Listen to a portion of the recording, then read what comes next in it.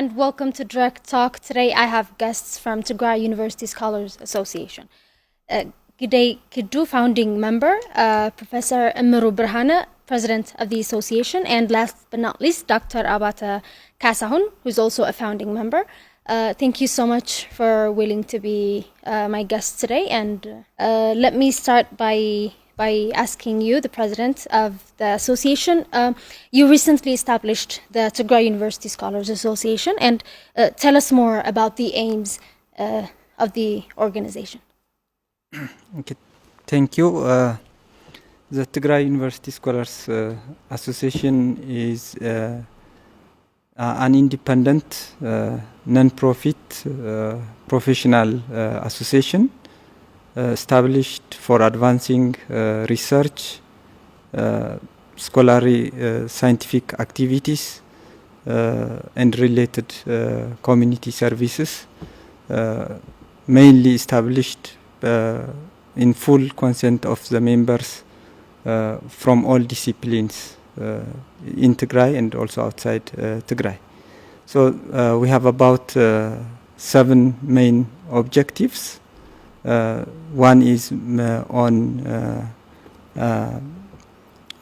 public diplomacy, on how to engage the scholars of Tigray in advancing public diplomacy by motivating the staff as well as community at different levels to do public research, so that we will contribute to solve the current problems that we have in Tigray, mainly on the war on Tigray, on the genocidal war on Tigray. And the other objective is to enable the scholars to contribute to the development of Tigray, mainly to foresee on how to establish a prosperous Tigray. And our third objective is mainly to enable also to work on different professional societies within the association, so that they can have a strong professional contribution in research, community service, and also other activities. And the fourth one is also to engage our members in the reconstruction of Tigray. Following this war, hopefully this war will end soon, so we will advance to the reconstruction. So our members will contribute in different ways to the reconstruction of Tigray. And the fifth will be mainly on the engagement of the members on scientific research, community service, and related activities. And also we will also engage in fundraising for the different activities that we are planning to do.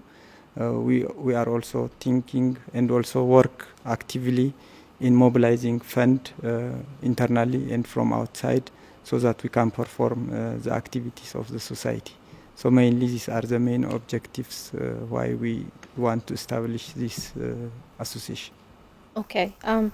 What do you think the impact of the siege on the education of Tigray is, Dr. Abata?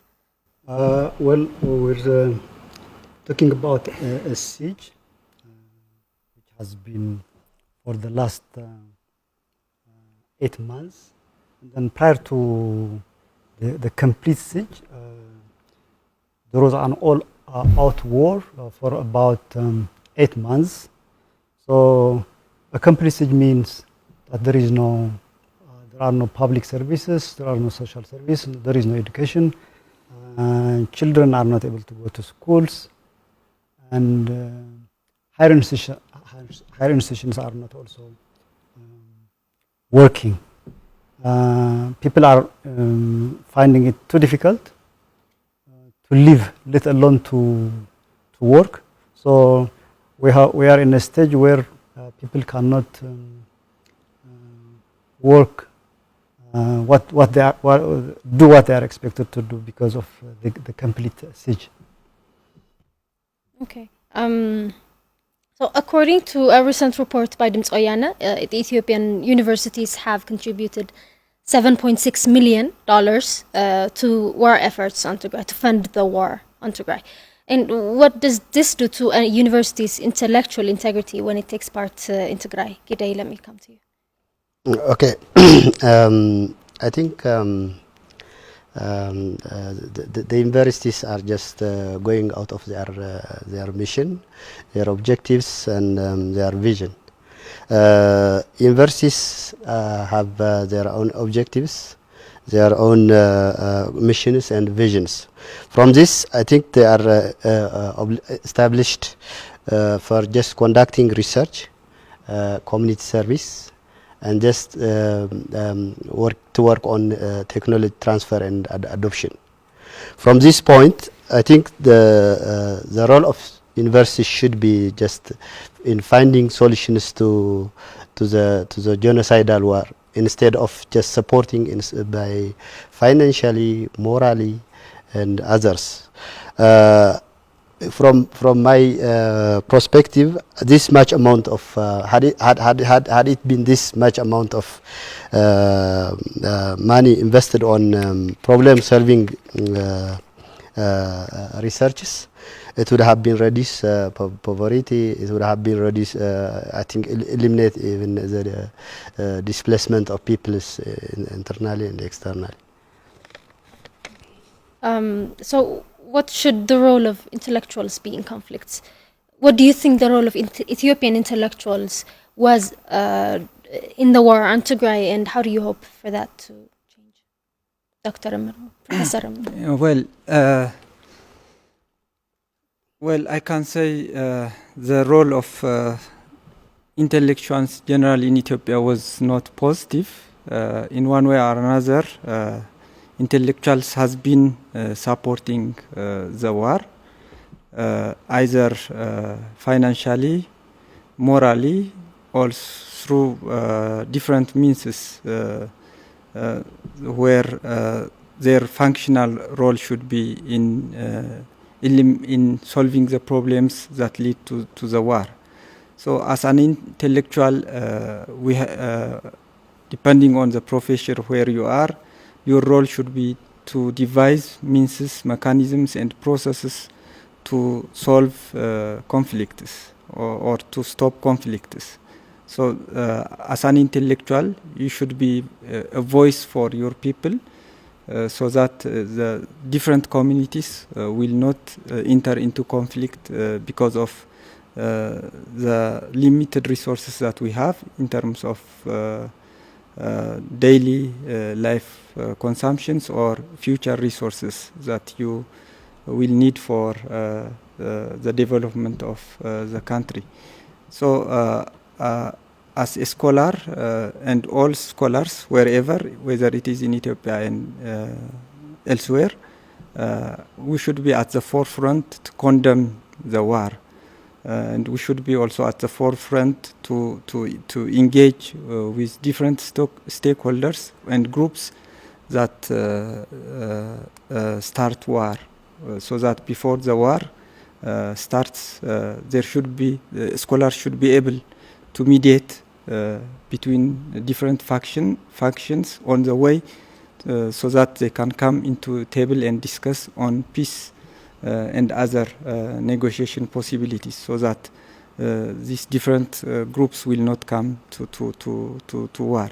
Because at the end of the day, it's the community, including the scholars, will be mainly affected and damaged by the war.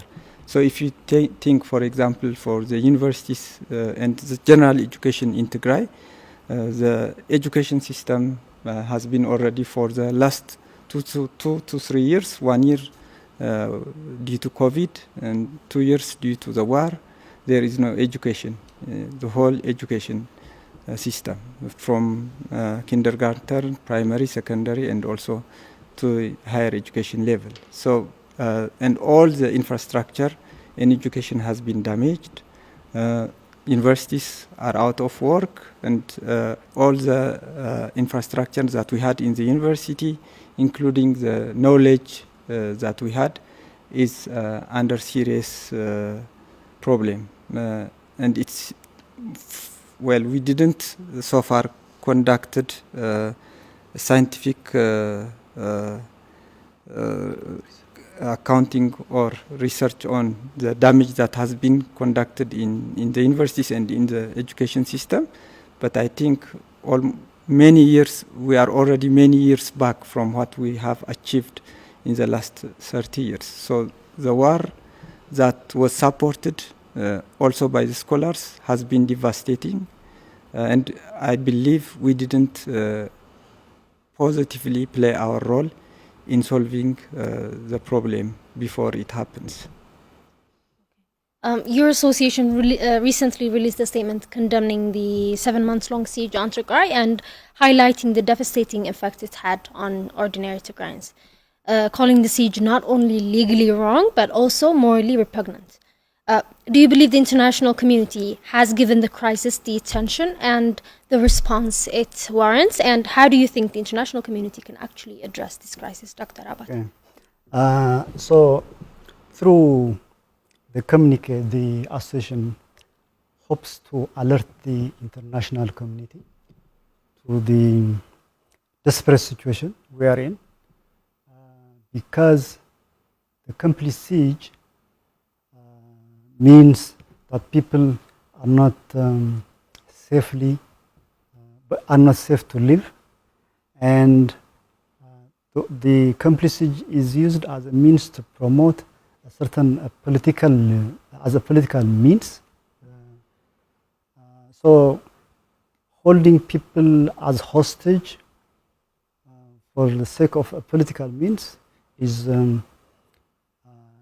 wrong, legally wrong, and it's morally wrong. So that's why we're alerting the international community, which had the role,